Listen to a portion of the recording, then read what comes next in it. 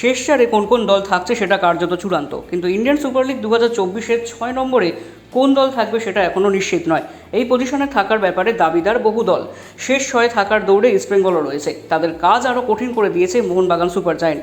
আন্তর্জাতিক বিরতির পর 30শে মার্চ থেকে শুরু হয়েছে আইএসএল। এদিন ছিল দুটো ম্যাচই ড্র হয়েছিল। বেঙ্গালুরু ফুটবল ক্লাব ও উড়িষ্যা এফসির মধ্যেকার ম্যাচ শেষ হয়েছিল গোল শূন্যভাবে। এরপর জামশেদপুর ফুটবল ক্লাব ও কেরালা ব্লাস্টার্স ম্যাচের ফলাফল হয়েছিল 1-1। এই 4 দলই প্রথম 6 থাকার লড়াইয়ে রয়েছে। আপাতত কিছুটা এগিয়ে কেরালা ব্লাস্টার্স। পয়েন্ট তালিকার 5ম স্থানে রয়েছে দল। কেরালা ব্লাস্টার্সের পর 6ষ্ঠ স্থানে রয়েছিল বেঙ্গালুরু ফুটবল ক্লাব। তারপর যথাক্রমে রয়েছে Jamshedpur FC, Punjab FC, Chennaiyin FC, North East United FC ও ইস্টবেঙ্গল। 11 নম্বরে রয়েছে ইস্টবেঙ্গল। সবার শেষে রয়েছে হায়দ্রাবাদ এফসি। হায়দ্রাবাদ অনেক আগেই টুর্নামেন্ট থেকে ছিটকে গিয়েছে। রবিবার সন্ধ্যায় মোহনবাগান সুপার জায়েন্টের বিরুদ্ধে 3-2 গোলে জয়লাভ করেছে চেন্নাইয়ান এফসি, যার ফলে এই ম্যাচ থেকে পুরো 3 পয়েন্ট পেয়েছে চেন্নাইয়ান। বাগানকে হারিয়ে তারা এখন উঠে এসেছে ক্রমতালিকার 9 নম্বরে। ইস্টবেঙ্গল নেমে গিয়েছে 11 নম্বরে।